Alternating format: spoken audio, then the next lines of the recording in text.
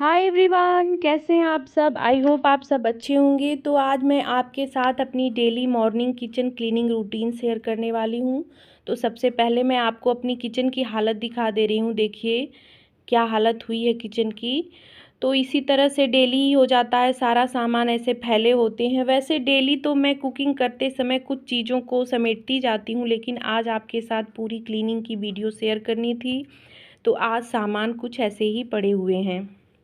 तो सबसे पहला काम यही है, खाना बनाने के बाद जैसे जिस दिन टाइम रहता है उस दिन तो समेट देती हूँ, और जब टाइम नहीं रहता है तो सामान इसी तरह पड़े होते हैं। तो फिर कुकिंग करने के बाद मैं सारे सामान को समेट देती हूँ, और जो जिस बर्तन में खाना बने हैं तो बर्तनों को खाली कर देती हूँ। छोटे छोटे बर्तन में फिर खाना निकाल के रख देती हूँ।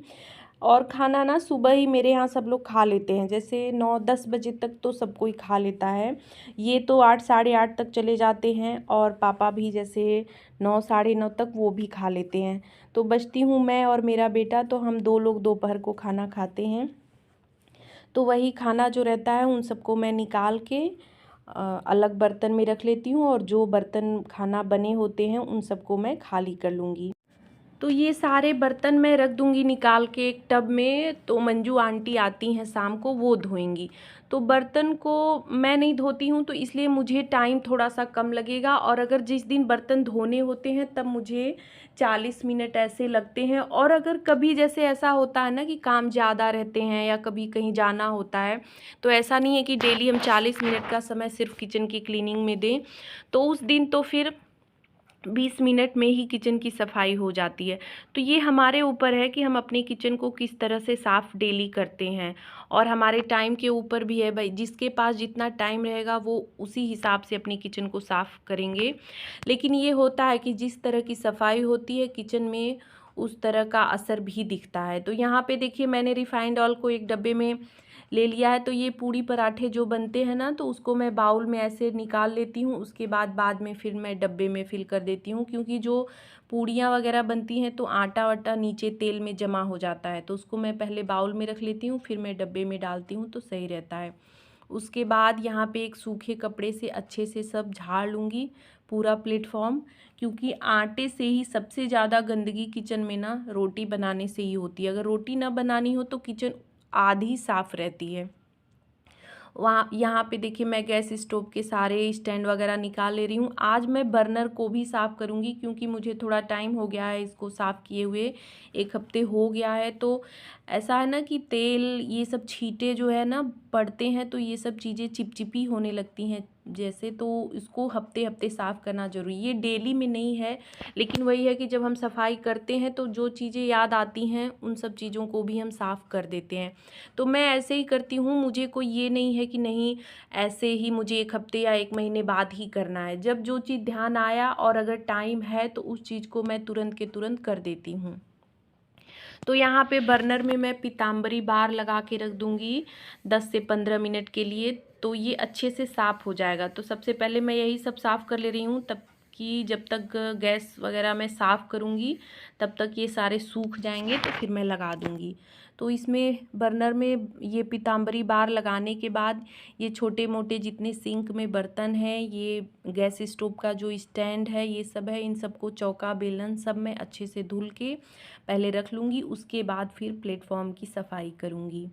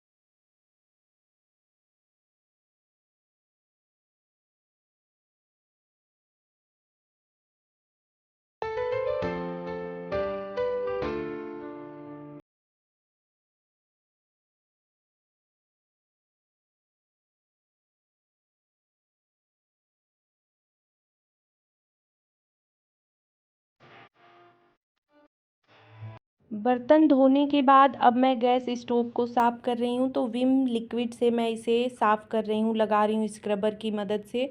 तो डेली का डेली विम जेल से मैं इसे नहीं साफ़ करती हूँ। कभी जैसे मैंने घर पे क्लीनिंग लिक्विड बनाया हुआ है उसका स्प्रे करके भी साफ़ कर देती हूँ, तो वो थोड़ा सा जल्दी हो जाता है। इसमें थोड़ा सा टाइम लगता है। तो हफ्ते में 2 बार इस तरह से कर देने से साफ़ सुथरा रहता है किचन। तो टाइल्सों पे भी मैं अच्छे से लगा दे रही हूँ। तो टाइल्सों का ना डेली का डेली इस तरह से साफ़ करना बहुत ही ज़रूरी है। स्क्रबर में थोड़ा सा आप जो बर्तन धोते हैं उसी साबुन को लेके ना इस तरह से टाइल्स पे रगड़ दें, उसके बाद कपड़े से पोंछ दें, तो टाइल्स से जो है डेली साफ़ रहती हैं, बिल्कुल गंदी नहीं होती हैं। और अगर हम छोड़ दें ना, 2 दिन भी अगर हम छोड़ देते हैं तो टाइल्स की दाग जो है ज़िद्दी हो जाती हैं, फिर वो छूटती नहीं है और देखने में बहुत ही ख़राब लगता है। तो टाइल्स वगैरह तो मैं डेली का डेली ही इस तरह से साफ़ कर देती हूँ। गैस स्टोव पे कभी जैसे लिक्विड वो डाल दिया, कभी पानी से भी जल्दी रहती है तो पोंछ देती हूँ। ऐसा नहीं है कि डेली विम जेल से ही साफ़ करती हूँ। तो फिर मैं एक कपड़ा भिगा के पानी में अच्छे से यहाँ पे सारा पोंछ ले रही हूँ जितने भी साबुन लगे हुए हैं। तो 2-3 बार मैं कपड़े को भिगा के अच्छे से साफ़ कर लूँगी, ताकि ये पूरा साबुन छूट भी जाएगा और बिल्कुल अच्छे से साफ़ हो जाएगा। तो देखिए टाइल्सें बिल्कुल चमक रही हैं और प्लेटफॉर्म भी बिल्कुल साफ़ हो गया है। तो इस तरह से थोड़ा सा अगर टाइम निकाल दे, थोड़ा सा टाइम हम अपने किचन को दे देना, तो डेली का डेली किचन हमारा बिल्कुल चमकता रहेगा दिन भर। और एक बार अगर आप सुबह अच्छे से सफाई कर लेते हैं ना, तो दिन भर फिर सफाई बहुत ज़्यादा करने की ज़रूरत नहीं होती है। सिर्फ आप कपड़ा इस तरह से मार दें तो किचन साफ़ सुथरा रहता है। यहाँ पे मैं जो ये ऑयल कंटेनर है उसको पोंछ ले रही हूँ। तो ये भी डेली के डेली ऐसे ही पोंछ के मैं रखती हूँ, ताकि ज़्यादा ऑयल वैसे तो मैंने ऑर्गेनाइज़र में ही रखा है, लेकिन फिर भी मैं डेली का डेली साफ़ कर देती हूँ। और ऊपर ना जैसे धूल जम जाती है तो उसे डेली का डेली कपड़े से साफ़ करने से अच्छा रहता है। कपड़े से मैं अच्छे से पोंछने के बाद यहाँ पे थोड़ा सा कॉलीन मार रही हूँ। यहाँ ये गैस स्टोव ग्लास वाला है ना, तो कॉलीन से थोड़ा सा चमक जाता है, इसमें चमक आ जाती है। तो मैं कॉलीन से इसे सूखे कपड़े से पोंछ दे रही हूँ ताकि ये अच्छे से चमक जाए। उसके बाद यहाँ पे ये घी का डब्बा है, तो इसे भी मैं भीगे कपड़े से पोंछ ले रही हूँ। और इधर का प्लेटफॉर्म अब साफ़ कर ले रही हूँ। तो इधर भी मैं विम जेल लगा दे रही हूँ। विम जेल से क्या होता है ना कि जो तेलपन होता है, ऑयलीपन होता है ना, वो सब ख़त्म हो जाता है। ऐसे हम अगर सिर्फ कपड़ा मारते हैं ना तो थोड़ा सा चिपचिपापन रह जाता है। तो इस तरह से साबुन से एक बार आप कर दें, तो सिर्फ 5 मिनट का इस तरह से टाइम लगता है। थोड़ा सा एक बार ऐसे होता है कि पानी भिगा के फिर कपड़े से पोंछना होता है, तो थोड़ा सा ही टाइम ज़्यादा लगता है, ऐसा नहीं है कि बहुत ज़्यादा समय लगता है। तो इस तरह से साफ़ कर लेने से बिल्कुल देखिए साफ़ हो जाएगा। और जहाँ भी छींटे गए हैं, दाग है, कोई भी कुछ भी है, तो सब साफ़ हो जाएगा अच्छे से। उसके बाद यहाँ पे देखिए मैं मिक्सर ग्राइंडर को भी अच्छे से साफ़ कर लूँगी। ऊपर से डेली का डेली मैं कपड़ा इस तरह से, ये ऑर्गेनाइज़र है उस पे मार ले रही हूँ। तो ऊपर से कपड़ा मारने की ज़रूरत होती है। हफ्ते में एक बार सब चीज़ों को मैं धो देती हूँ अच्छे से। तो यहाँ पे देखिए ये मिक्सर ग्राइंडर भी मैं इसी भीगे कपड़े से पोंछ लूँगी। वैसे बहुत ज़्यादा लगता है ना, डेली डेली पोंछने से बहुत ज़्यादा कभी गंदा होता भी नहीं है। तो अगर 1-2 दिन अगर आपको कभी कोई जल्दी है, कहीं जाना है या आपके घर में गेस्ट आने वाले हैं, तो आप साफ़ नहीं भी करेंगे ना तो उस दिन चल जाएगा। लेकिन डेली का डेली रोज़ कुकिंग करते हैं तो इस तरह से सफाई कर देंगे, तो वो आपका 1 दिन 2 दिन कभी झटके में कोई मेहमान आ गए या कुछ भी काम रहे, कहीं जाना रहे, तो आपका किचन बिल्कुल साफ़ रहेगा।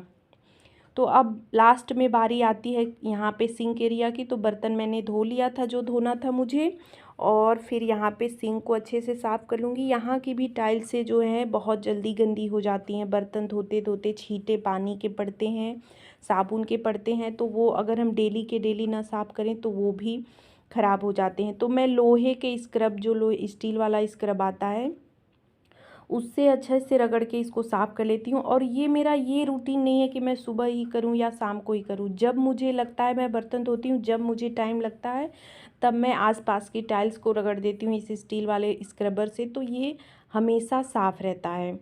तो यहाँ पे ये देखिए ऑर्गेनाइज़र एक था, गैस के पास मैंने रखा था, तो इस पे भी थोड़ा सा वो लग रहा था, चिपचिपा लग रहा था, तो इसको भी मैं अच्छे से साफ़ कर ले रही हूँ। और इधर की टाइल्स वगैरह, नल, टैप, ये सब भी मैं डेली का डेली इसी तरह से साफ़ कर देती हूँ, ताकि ये गंदा हो ही ना। डेली साफ़ करने से यही एक फ़ायदा होता है कि रोज़ आपकी किचन साफ़ भी रहेगी और बहुत ज़्यादा गंदा भी नहीं होगा।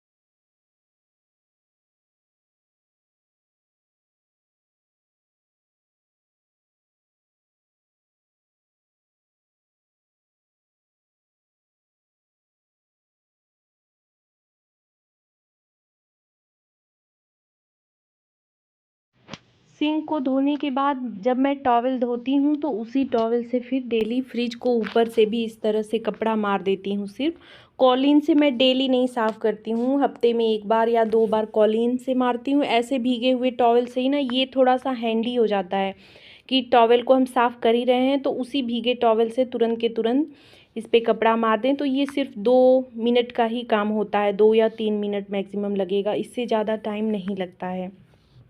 उसके बाद मैं इसी टॉवल से ये जो अलमारी नीचे वाले होते हैं ना, ये भी थोड़े जल्दी गंदे हो जाते हैं, ऊपर से छींटे वगैरह दाग हाथ हुथ के लगते हैं, तो इन सबको भी मैं इसी भीगे टॉवल से सिर्फ साफ़ कर दूँगी। तो कभी ऊपर वाला अलमारी कर देती हूँ, कभी नीचे वाला। ऐसा नहीं है डेली मैं ऊपर नीचे दोनों नहीं कर पाती हूँ, कभी नीचे का कर देती हूँ, कभी ऊपर का, कभी शाम को, कभी सुबह, इस तरह से हो जाता है। तो यहाँ पे सिंक एरिया के पास का थोड़ा सा ज़्यादा गंदा होता है, यहाँ छींटे ज़्यादा आते हैं, तो यहाँ की टाइल्सें भी थोड़ी गंदी हो जाती हैं।